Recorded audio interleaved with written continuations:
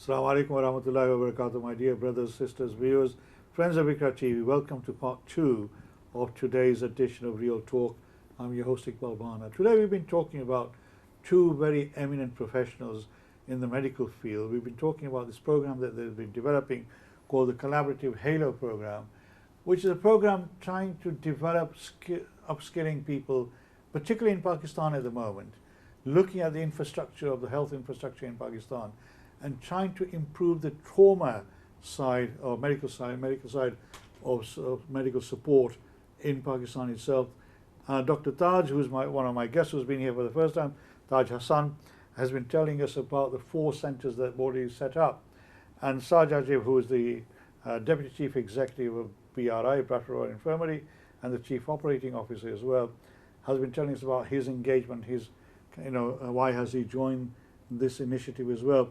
Now, Dr. Taj was talking about wanting to ensure that people who are working in the medical field in Pakistan, particularly in hospitals, where trauma centres are, far and few in between, that they need to develop their knowledge and their skills so they can treat people who come in, under emergent situation much better than the outcomes they have at the moment. Dr. Saab, obviously this is a very, very good important initiative. And as you said, over 250 million population, 240 million population. There's only a very, very small number of trauma centres there at the moment. They don't have the infrastructure, the skills, and that's why this program is very important. When did you start this program?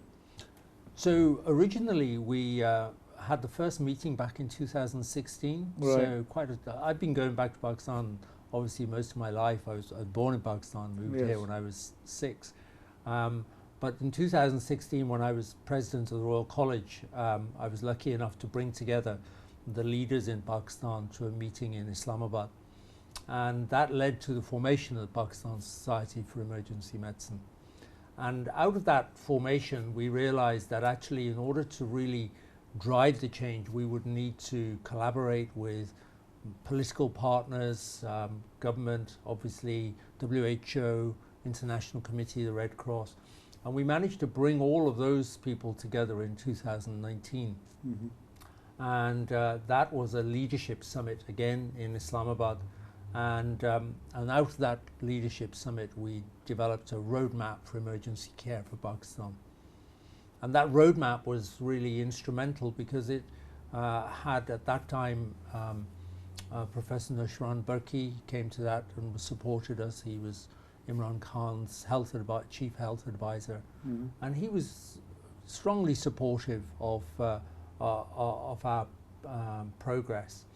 And out of that, then really resulted the Collaborative Halo program. And then COVID happened, I presume. And then COVID happened, absolutely. And so in the following year, we had to go virtual, like many other people in the world. But that virtual conference in itself was started, it was going to be a little half-day event, but there was so much enthusiasm and so much energy out of an international network that we developed it into a 3-day virtual program. It had 110 speakers from 5 continents, 12 time zones. Right. So I ran... So this is now, is an international sort of initiative, is it? So the Halo program... It's not just a UK thing. No, it's not a UK thing. So we have colleagues who are keen to support us from Canada, United States, the Middle East, Australia, and it's wonderful. So this is an really global, international... Yeah, and we're now building a UK and Ireland network as well. And so, we feel that as year goes by year, when we officially launch in February of next year, in 3 months' time, we actually will have a fantastic network. But inshallah. But the momentum is really building, and what has been really fortunate is to begin to develop and get the support of some charities, because unfortunately in this day and age, if you can create the right framework, then you can get some fantastic people to help support and deliver on your objectives. But this is where, Iqbal, this is very different in terms of what currently exists. So what will currently exist in Pakistan is either charities whereby you donate equipment, which is needed, and there's an absolute space for it, or where people or expertise is transferred across there in the form of camps. So people will do an eye camp or cleft palate camp. And they're brilliant in that where the reach is in terms of the individual patients that they deal with or the equipment that they provide has an impact.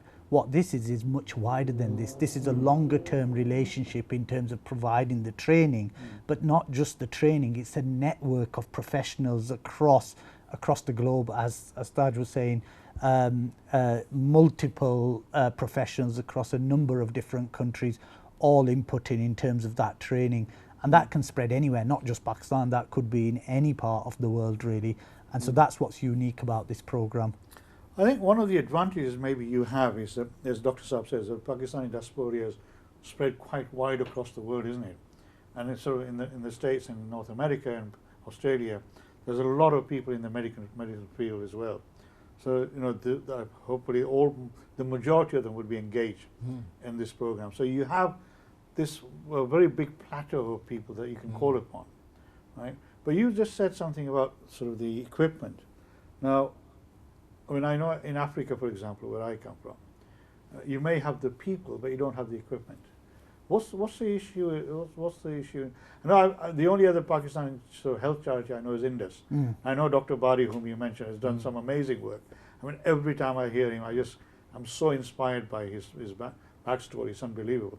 So I've attended, you know, two of his the last 2 years of his sort of events in Bradford. But you know, obviously, equipment is a big issue.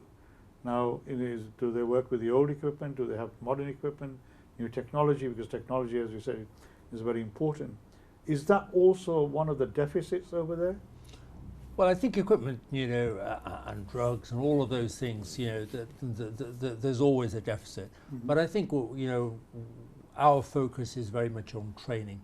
There are other people who are doing fantastic work in the area of equipment, but actually very few people are focused around training. And we know that actually if you have equipment, if you don't know how to use it, then actually it's of no use. It's useless. So if you want to prioritize, the big priority, number 1, 2 and 3, is training. And actually this is where this program is so good. And you mentioned, you know, that when you did your sort of initial launch in Pakistan, and you know, you had your convention there, you had government support. Are you still getting that level of support? Because obviously Pakistani politics is very different. Now, I don't want to get into the politics of it, but the infrastructure, obviously, government support is quite vital and important to you. So are you still linked into those networks? So we're, you know, obviously there's a number of parallel tracks of activity, and I think we're fortunate in the near future. We're looking forward to meeting the new High Commissioner of Pakistan in London and through channels in Pakistan as well, to be able to profile our work to government, both provincial governments as well as the federal government. Because actually, once you've got a proven track record of success, then you know you get political support, and and I think the important thing is to prove ourselves, and we feel confident that you know, inshallah, we'll Let's go back to Sajid's point, because obviously there's a lot of charities who raise money to provide free medical aid and free medical treatment, you know, like Indus, for example, and others. So it's the other side is equally as important, if not, it's more important, I suppose, that you could have the money, but if you don't have the people, that's right, then there's you know, the treatment is not available there. So I mean, this program, obviously, Dr. Saab, mashallah, you got a lot of Pakistani Muslim doctors engaged. Do we have people from other communities involved, you know, other than Pakistani people involved in the HALO program? We do actually. So a couple of years ago, apart from the work that we did in Pakistan, we also appreciated that actually our friends and colleagues in the other parts of South Asia have exactly the same problems. You know, in South Asia, made up of India, Pakistan, Sri Lanka, Bangladesh, and Nepal, there are a total of 1.8 billion people. Wow, 1 in 5 people on the planet live in South Asia. That area. That little area there. Yeah, Yeah. and for 1 in 5 people on the planet, there are about 3,500 emergency medicine doctors, Oh, which is the same number as there are in the UK. UK. for 60 million, 70. 70 million. million, yeah. So that's the ocean in which we're swimming. And so 2 years ago, we brought together the national societies of Sri Lanka, Bangladesh, Pakistan, Nepal and India, and they were very keen to collaborate. And it's wonderful because actually what this will allow, by starting in Pakistan and building this network, we'll also be able to share our knowledge and experience and expertise with our other colleagues and really create some fantastic leverage. Do you find the level of challenges that you're facing are different from Pakistan to Nepal, for example, or Bangladesh? Sure. Or are they all on the same sort of No, same level? There are common themes, and I think that the really big thing about the program is to be able to make and support local leaders so that they take those common themes and tailor them to what they need. And in the future, you know, having talented people like Saj here supporting as senior executives who can then help us around system design and support those sort of aspects of the program, I think that'll be a fantastic opportunity. The core infrastructure, no matter where you are in the world, is the same. Right. The principles are the same, and the research and the applies equally in all of these places. And that's why this program is very different in that it connects the global community together. And like you said, the Pakistani diaspora is far and wide spread across the world. So there's a natural tendency to link back. Yeah, that's why I and say, that's what we're going to hopefully expand further into. Right. I mean, obviously, you are working with professionals who are already within the health sector itself. What about, are you doing any work with the universities who are who are training these people up to become nurses and doctors and consultants and whatever? Yeah, that's a really good question. So actually, we've just started discussions with the universities in Pakistan who are allied to the hospitals, because if we can find that the programs that we're developing get accreditation from the universities as well as support from the College of Physicians and Surgeons of Pakistan. So in Pakistan there's a single college, Right.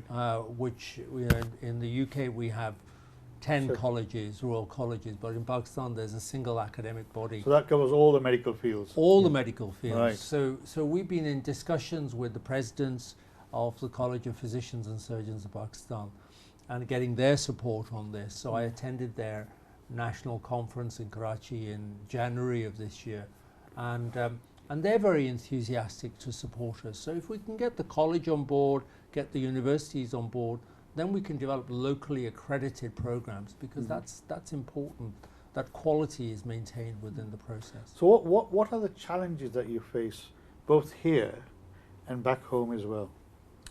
Yeah, that's a really good question too. So the challenge is really, in the first instance, there's not enough time in the day.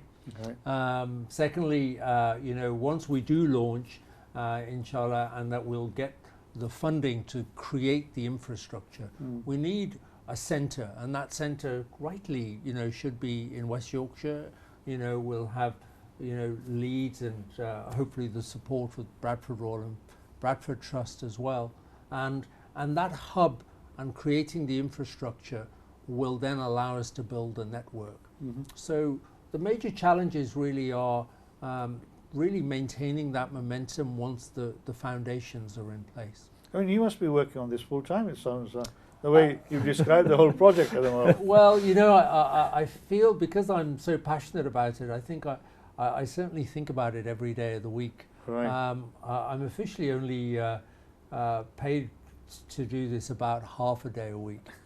This is his life's work. But I think after having been fortunate enough to being, you know, the president of the Royal College, you know, I wanted to take on another big challenge, and the biggest and most the best possible thing that I could do would be to help Pakistan. No, it's fantastic. I mean, may Allah give you even more strength, because obviously there's a real need there. Yeah. Right. There's a desperation for good quality medical care, for that population of 240 million. I mean, the geography of the country and where the centres are obviously is a challenge as well. Sure. But I mean, is the other challenge, I presume, is having that network within Pakistan itself across the whole of the country. Yeah, so I think the way that we're looking at that, and that is a big challenge, and the reason that we came up with this concept of hubs of academic learning organizations is if we can create 20, 25, a national network of 20 or 25 centers, then each of those centers, those local leaders will find 10 other hospitals peripherally that they can connect to, and so that becomes a hub and spoke model. So suddenly from those 25 centers you've actually created 250 centers. And I think with telemedicine and technology, that ability to create and expand that do you network. have enough people in Pakistan to be able to grow this network, inshallah? But that's a little bit like the situation we've got here, for example. So if you look at West Yorkshire, population of about 2.5 million, the major trauma centre is Leeds at the LGI, and the trauma units are Calderdale, Huddersfield, Bradford, Mid Yorks. So it's all of these hospitals working together, and the professionals in these hospitals working together to provide care for 2.5 million people. So that's exactly the same concept, to say not all hospitals do all of the things that the Leeds General Infirmary does, but what they do is they contribute towards that. And that's exactly the way we can set these systems up in Pakistan, where you network the hospitals up and the training and then the expertise is there. So you actually have a bigger reach with fewer resources, and that's the concept. Thank you. Yeah, I mean, that sounds really good, and inshallah that model will work for you, right? But I mean, coming back to the challenges, how can our viewers help you? What can they do? I mean, one thing I could say, kam as kam dua to karna hai inke liye. Allah paak inko barakat de, right? But beyond dua, I'm sure there must be other things that they may be able to do that maybe, in support or help you in your quest to get this off the ground properly. Well, it's wonderful to be able to come onto your program and to explain the project, and we think that this is the first stage in terms of engagement and explaining to your viewers our work. I think we'd love to come back in January. I'd love to have you. And the majority of my viewers are from of Pakistani origin, so I'm sure they'll find this really interesting. And I know every one of them will have family and friends back home. And I think we're really keen. We've already been approached by a number of business leaders who want to be sponsors and partners in supporting our work. And I think when we officially launch in February, we want to have the top 100 business leaders who want to support Pakistan and support emergency care. What better way can there be than to support ways of saving life for those that are acutely injured or ill? Yeah. I mean, in terms of the, as I say, this is absolutely right. Is Allah says, give to those who are most in need. And our duty as a Muslim is to try and make sure that we support those who are most in need, and that's what zakat is all about. And zakat would work for medicine anyway. People who zakat is something that we can use. At the moment, I think, as I said to Dr. Saab and Sajid earlier, everybody's attention is focused on Gaza and what is happening over there. And that's why one of my questions to Dr. Saab and Sajid was, is it transferable, the learning, the model that they're now trying to create, the Halo model for Pakistan, is that transferable to Gaza? Because inshallah, very soon Gaza will go back to normality. All the hospitals virtually have been destroyed or damaged in some way, or the infrastructure is not there. The need for developing that skill at a local level will be more desperate in Gaza than in Pakistan at the moment, I would say. So again, whatever you can do, make dua for Dr. Saab and his team and his colleagues for this wonderful initiative that they've developed. Hopefully, inshallah, it will bear fruits very quickly, but also it will then help the people of Gaza and other parts of the world. And I must say, inshallah, in Malawi as well, where I come from, where this is one of the poorest countries in the world, where two of Sajid's colleagues are doing some amazing work Dr. Saab, what would your appeal be to the viewers? You know, apart from money that you might need, but apart from du'as, what other appeal would you make if somebody was watching this and saying, how can I help? Well, I think that the main appeal will be to understand the project. I think if you are friends with business leaders, please direct them towards us so that we can explain the project in more detail. Is that business leaders in this country alone, or is it business leaders in Pakistan as well? Both. Both, absolutely both. Absolutely. We want to create the top 100 business leaders who want to be partners in this vital work. And if we can create that network of business leaders supported by a network of experts in emergency medicine supporting the centres in Pakistan, the network there, those three networks can be hugely helpful. Well, I think they'll be enormous. I think if you can get the Holy Trinity together, as you know, if I use the word term, I think it'd be absolutely game-changing, not just for Pakistan, but probably for the rest of the world as well, the developing world as well. Yeah. Saj, I mean, as a Deputy Chief Executive and Chief Operating Officer, you have enormous knowledge and skills about the administration side of it. Now, is that side something that needs to be developed, or is still there? No, absolutely. And I think the other part, apart from just the business stuff, is the professional inputs from people. So I think if your viewers, if there's anybody out there who's got an interest in this and wants to get involved, please contact us. If there's any professional out there within the medical fields other than trauma that wants to get involved and wants to take part, please do give us a shout. Do you have a website or anything like that? Dr. Saab, do you want to tell people? What's the other question? So the website launches, as I say, in February. Right, but okay. in the meantime, they can email us, and that's psemenlightenme@gmail.com. So do you want to repeat that? So PSEM, P-S-E-M, Right. enlighten me @gmail.com. Okay. PSEM enlightenme@gmail.com. Right. Okay. So as Dr. Saab says, anybody wants to get involved in this, either as a professional medicine sort of practitioner or as a volunteer to try and support the work that they're doing, I'm sure the group would welcome you with open arms. And this applies not just into this country but abroad as well. So if you know somebody in Pakistan that works in the medical field or is a business person and you feel that they may be able to contribute in any way, then please direct them towards to Dr. Saab and his team, PSEM, etc. The email, as Dr. Saab said, entitled. So I will want you to come back, inshallah, in February. Delighted. When you're ready, that we can promote the work that you're doing, and inshallah, then we hope that you have a good launch, and this initiative becomes something as an exemplar for other initiatives, medical-related initiatives as well. And inshallah, the learning from this will help other people around the world as well. As I say, at the moment, at the forefront of our minds is Gaza. May Allah protect them. May Allah keep them safe and well. We've seen the devastation that has been caused. I'll be coming back, inshallah, next week, because for the past 4 weeks I've run programs on Gaza. I thought I'd give you a break, and now bringing back some people, inshallah, next Monday to talk about the current situation and politics around that as well. In the meantime, Dr. Saab, thank you very much for taking time out and coming here. Saj, it's always a pleasure to have you here. Inshallah, we'll come back again with both of you. Take care. Assalamu alaikum wa rahmatullahi wa barakatuh. May Allah protect you and keep you safe and well.